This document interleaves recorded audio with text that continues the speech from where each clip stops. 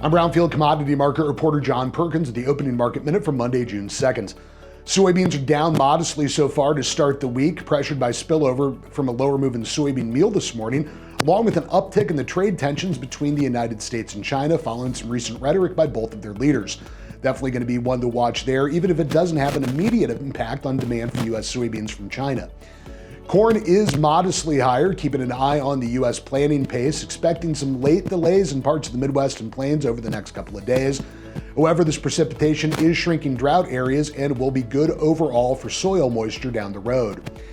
And wheat is higher, supported by crop weather concerns here in the United States, along with parts of Europe, China, and Canada, along with another escalation in the war between Russia and Ukraine ahead of some peace talks that are scheduled for later on this week.